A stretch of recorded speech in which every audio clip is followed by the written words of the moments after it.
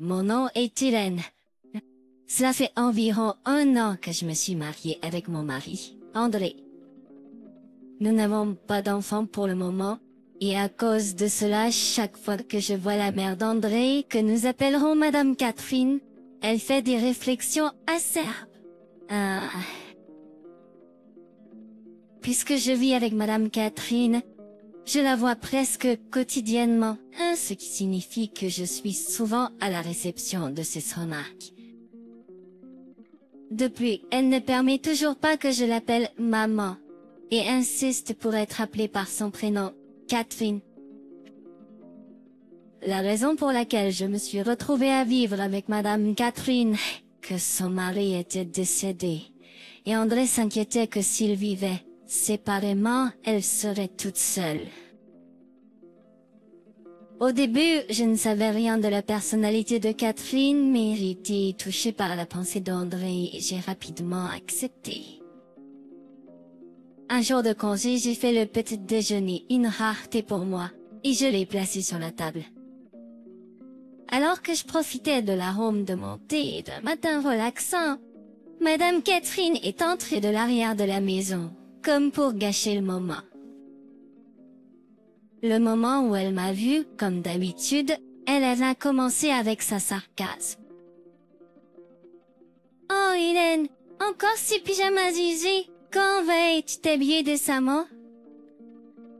Essayant de garder un sourire sur mon visage, je répondis « Bonjour Catherine.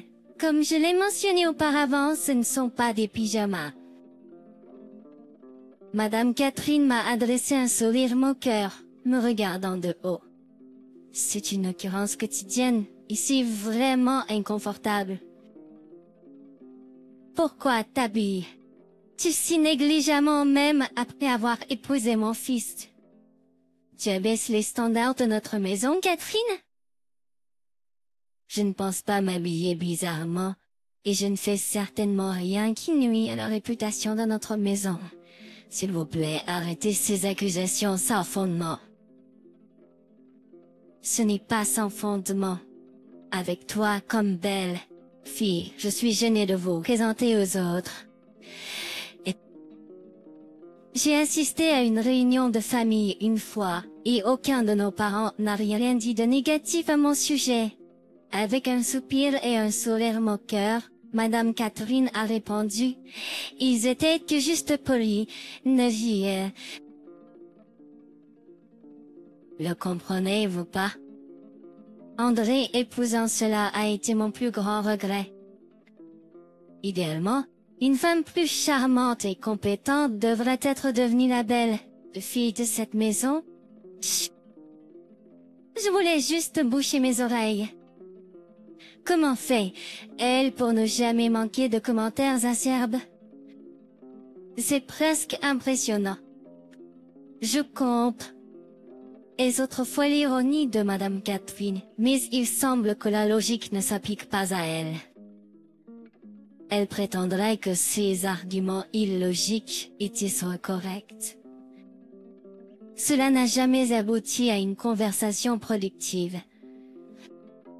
Catherine, je comprends que tu ne m'apprécies pas, mais peux-tu arrêter s'il te plaît avec tes remarques constantes? Peut-être serait-il préférable que nous gardions une certaine distance entre nous. Madame Catherine m'a dévisagé silencieusement pendant un moment avant de pousser un profond soupir. Justement quand je pensais que tu allais dire quelque chose de sensé. Je suis la mère d'André, d'accord? C'est mon droit et mon devoir de te corriger. Bien sûr. Devoir? Oui. Maintenant que tu es mariée à André, tu dois devenir une épouse digne de lui. D'accord. Je suis juste un employé de bureau ordinaire. Je n'ai pas un poste élevé, ni je ne dirige de grands projets, ou suis considérée comme une étoile montante. Moi, mais sans être mal poli. André est mon fils unique précieux. D'ailleurs, en considérant que tu t'occuperas de moi à l'avenir, Il est crucial que je t'éduque dès maintenant. C'était un choc. Oh! Bien que ce ne soit pas inhabituel pour les brus de s'occuper de leur belle-mère, être si franche à ce sujet m'a rendue anxieuse pour notre avenir. Soupir. Un jour après le travail, je suis allée à mon supermarché habituel et j'ai aperçu Madame Pierre. C'était inhabituel pour elle de faire des courses. Normalement, elle me tend une liste en disant « Tu t'attends à ce que ta belle-mère fasse les courses. Tu cherchais des articles pour moi. » Bien que je ne voulais pas écouter, en passant à côté d'elle, je n'ai pas pu m'empêcher de l'entendre médire sur moi à une amie. Elle est une belle fille sans espoir. Elle n'écoute pas, qu'elle est vraiment un casse-tête. Ce serait mieux si elle disparaissait. J'ai poussé discrètement mon chariot de course derrière Madame Pierre. Mais je n'avais pas le choix. Non. C'était le seul moyen d'entrer dans le magasin. J'ai essayé de marcher discrètement dans le couloir du supermarché. Ah oui, c'est toi, Marie. Ensuite, elle m'a repéré. J'ai frissonné et j'ai tourné lentement pour faire face à la voix. Au début, Madame Catherine a eu l'air surprise, mais elle a ensuite forcé un sourire. Sentant l'atmosphère gênante, les amis de Madame Catherine m'ont adressé un léger signe de tête et sont partis. J'ai poussé un soupir silencieux et me suis retournée vers Madame Catherine. C'est fait. Bonjour, Madame Catherine. Ah, Marie. Quel hasard de te rencontrer ici, en faisant du shopping. Oui, en effet. Tu te souviens quand tu as ramené autre chose que ce que je voulais? Oh. Eh bien, je n'ai pas eu d'autre choix que de venir l'acheter moi-même. Madame Catherine a roulé des yeux de manière dramatique. Le kilo de sa part. Chaque fois qu'elle me demande d'acheter quelque chose, elle me montre même une image pour s'assurer que je ne me trompe pas. Mais quand je ramène cela à la maison, elle se plaint. Ce n'est pas ce que je demandais. Pourquoi ne peux-tu même pas faire les courses correctement? Bref, elle cherche juste une excuse pour me blâmer pour quelque chose. Je vois. C'est bien de faire tes propres courses de temps en temps. Qu'est-ce que cela signifie? Cela ressemble à vous insinuer que je ne fais jamais rien? Je n'ai pas dit ça. Oh, tu es une belle fille si froide. Laisse-moi tranquille. J'ai des choses à faire ici. Tu dis ça. Madame Catherine a trébuché devant moi. Quelle femme inutile. Tu verras. J'ai cru entendre dire quelque chose quand elle est partie, mais je l'ai ignoré. S'inquiéter de ce qu'elle dit maintenant est inutile. Cependant, je ressens que le harcèlement de Madame Catherine a augmenté récemment. Peut-être de vrai, je parlais à André. Ce soir-là, je lui ai parlé des problèmes en cours que j'avais avec Madame Catherine après qu'il soit rentré du travail. Je l'avais discuté avec lui auparavant, mais ce n'était jamais aussi grave. Je n'en avais aucune idée. Je suis désolé. Marie, je ne savais pas que c'était aussi grave. C'est bon. André, on aimait. Je voulais m'en occuper moi-même, mais maintenant, eh bien. Donc je pensais te demander conseil. Je comprends. Marie, je vais lui en parler. Merci. Bon sang, quel est le problème de la belle mère? Pourquoi te déteste? Et elle t'en... Ouais. être qu'elle pense que je lui ai volé son fils unique et précieux. Probablement. Mais ce n'est pas une excuse pour le traitement qu'elle te réserve. Oui, je sais. Bref, je lui parlerai demain, ou quelque chose comme ça. Merci. André. Au fait ce qu'il y a dans ce sac par là? André a sorti quelque chose de son sac qu'il avait apporté. C'était une caméra de surveillance. Une caméra? Oui, c'est une caméra de surveillance. Je l'ai eue en échantillon d'un de nos clients. Ça a l'air cher. Ça l'est. Elle est destinée à la surveillance à domicile, mais elle peut également être utilisée pour la sécurité. Génial. Nous déciderons d'un endroit approprié pour l'installer plus tard. Quelques jours plus tard, alors que je nettoyais notre chambre, j'ai entendu Madame Pierre crier depuis sa chambre. Je me suis précipitée dans sa chambre pour trouver Madame Pierre affolée. Mon anneau a disparu. Je suis sûr de l'avoir laissé ici. Oui, mon précieux anneau. Il mente. Eh bien, c'est dommage. Oh, ou peu, il vient d'être passé. Le regard de Madame Pierre se tourna alors vers moi, ses gestes semblant un peu exagérés. Bientôt, le regard de Madame Pierre se posa sur moi. Marie, tu ne l'aurais pas caché quelque part dans ta chambre, par hasard? Quoi? Je ne faisais que penser, avec une belle fille comme toi, cela pourrait être possible. Non, attends une minute. Ah, je n'ai rien fait de tel. Vraiment? Dis la vérité maintenant, et je pourrai encore te pardonner. Attends! Je ne sais vraiment pas de quoi tu parles. Tu es tellement têtu. Je te le dis, ce n'est pas moi. Alors, où sur Terre cela a été? Il bien peut disparaître. Je ne sais vraiment pas. Et je veux dire, arrête de faire l'idiot. Tu l'as sûrement caché dans ta chambre, n'est-ce pas? Montre-le-moi tout de suite. Pas moyen. Pourquoi devrais-je le faire? Je ne te laisserai pas t'en tirer tant que tu n'avoueras pas. Donne-le-moi maintenant. Peu importe à quel point Marie a nié. Pierre n'y a pas cru. Assez, c'est assez. Donne-le-moi enfin. Pierre, après avoir atteint son point de rupture, a frappé la table.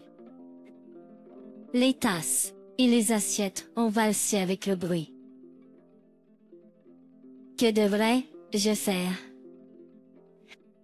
Je ne sais vraiment pas ce qu'elle pourrait faire ensuite. Alors le bruit de la porte d'entrée qui s'ouvre a été entendu. Je suis à la maison. Ah, dit Peter, on a entendu, et la prochaine personne à entrer dans le salon était le mari d'Hélène. André. Il a regardé de gauche à droite entre moi et Pierre. Enfin, il est intervenu entre nous. Salut, maman. Qu'est-ce que tu fais ici? Oh, André, bienvenue à la maison. Après tout, ce que je t'ai dit et ce que tu as l'intention de t'en prendre à Marie encore une fois, ce n'est pas ce que tu crois. Je pensais juste que Marie aurait pu voler mon anneau précieux. Je t'ai dit tellement de fois que je ne l'ai pas volé. Ah! C'est facile à dire pour toi. Très bien alors.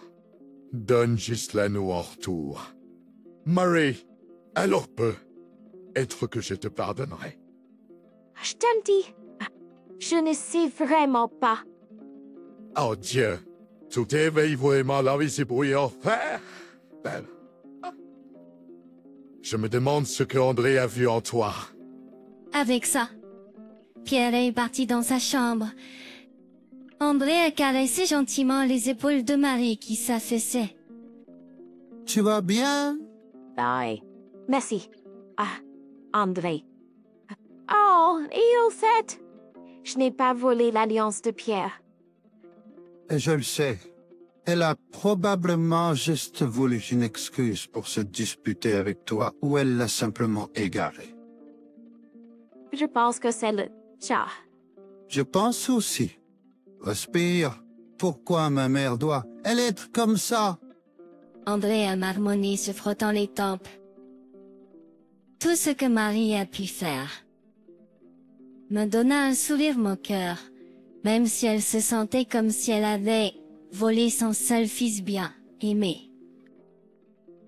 Il n'y avait aucune justification pour traiter sa belle fille aussi durement.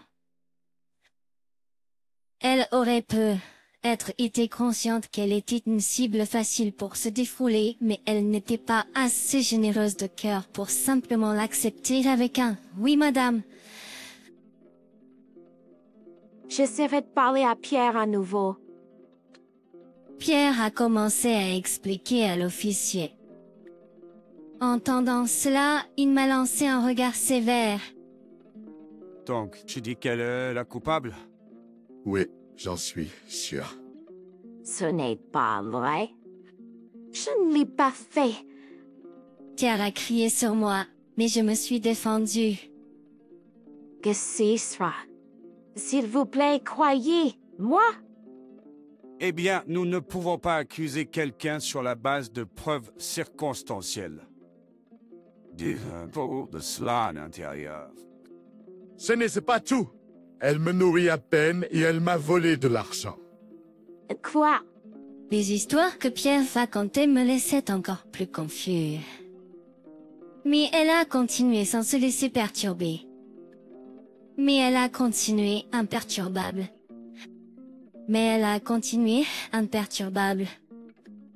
Chaque journée est mais si difficile, c'est incroyable. J'ai envisagé de partir, mais je n'ai pas l'argent. De quoi parle-t-elle? J'ai crié dans ma tête. J'en ai marre. C'est pourquoi. Non, je ne l'ai pas fait. Non, je ne l'ai pas fait. Ferme. Là. Tu l'as fait. Les deux, calmez-vous. Les deux excités ont été calmés par l'officier de police. Regarde, ce n'est pas volé d'anneau. C'est la vérité. De plus, j'ai soigneusement préparé le dîner et tout l'argent est géré par Catherine elle-même. Je continue à en parler. Tu ne peux vraiment pas sentir l'atmosphère, n'est-ce pas? Catherine, assez, c'est assez. Les deux, calmez-vous et parlons. S'il vous plaît, venez dans la salle d'interrogatoire pour témoigner. Si vous avez des preuves ou des témoignages, pourriez-vous les présenter? Je veux dire, la bague volée est déjà partie. Alors, pouvez-vous nous montrer où elle a été prise? Bien sûr. Voulez-vous venir à ma maison maintenant? Si c'est bon pour vous deux, je l'apprécierai. En suivant les instructions de l'officier, je suis rentrée à la maison avec la police et Pierre. Malgré le tourbillon d'anxiété dans ma poitrine, je désespérément espérais que mon innocence serait prouvée. La police a commencé à rassembler des preuves possibles et à prendre des déclarations à chacun de nous. J'ai essayé de me distraire de cette anxiété écrasante en appelant André, mais il n'a pas répondu. Au fait, il a dit qu'il serait en retard parce qu'il avait une réunion ce soir. Quel mauvais timing. C'est ici que vous avez perdu l'anneau? Oui, c'est ça. C'est à ce moment là que je me suis souvenu que j'avais une caméra de sécurité installée dans cette pièce.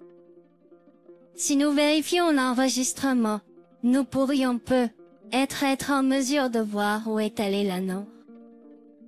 J'ai saisi mon smartphone et j'ai proposé l'idée à l'officier. Excusez-moi, nous pourrions peut-être avoir un enregistrement de l'incident sur cet appareil. L'officier, à mon suggestion, a commencé à vérifier les données enregistrées sur l'ordinateur de la pièce. Bientôt, une vidéo de la pièce est apparue sur l'écran. Elle a montré à la fois Pierre et moi, et notre conversation était clairement audible. Pierre a commencé à paniquer. L'enregistrement a également capturé tous les mots durs que Pierre m'avait lancés. L'enregistrement s'est poursuivi. Et là, c'était clair comme le jour. Pierre était vu en train de cacher l'anneau entre le mur et l'armoire. Et vous prétendez que cette femme l'a volé? Ouais, Que se passe? C'est... D'après l'audio, il semble que vous l'ayez maltraité verbalement, c'est ça? non, pas du tout. Je me suis juste un peu emporté avec mes mots. Juste un peu, après avoir dit tout ça? Je vois, je comprends maintenant. Compte tenu de ces preuves, nous devons vous traiter comme un suspect. Il s'agit clairement d'entrave à la justice. Attendez, je suis désolé pour mon comportement. Mais il semble que le témoignage fiable ne vient pas de vous, mais de cette dame ici. Le policier s'est tourné vers moi, et j'ai fait un petit signe de tête en réponse. S'il vous plaît, c'était une méprise. Dites-leur, Marie. Bien entendu, hey, dites, lorsque j'ai accidentellement fait tomber l'anneau dans l'interstice de l'armoire. Il n'y a jamais eu de voleur. Je suis tellement soulagée. Ne joue pas. Tu vas venir avec nous à la gare? Attends, s'il te plaît. Marie, arrêtez. Dites, lorsque c'était une erreur. Je t'en supplie. Hey, nous pas famille. Et si on allait dîner ensemble un de ces soirs? Il y a même un endroit qui sert ta tarte au fromage préféré. Qu'en es-tu? Lâche. Moi, je ne veux pas laisser Jacques. Marie! Et avec ça, Pierre a été emmené par Jacques. Quand je l'ai dit à André après son retour du travail, ses yeux se sont écarquillés de choc. Mais après un certain temps, il a semblé se calmer, marmonnant. Eh bien, elle l'a cherché. Il y a une semaine, Pierre a été emmené par Jacques. J'ai entendu dire par oui. Dire qu'apparemment, puisqu'il s'agissait de sa première infraction, elle n'a pas été arrêtée. Elle n'a pas été en mesure de revenir dans cette maison et a déménagé de place en place. Avec sa personnalité, il est probable qu'elle n'ait pas d'amis. Elle doit ressentir un grand vide dans son cœur. Eh bien, ce n'est pas mon affaire.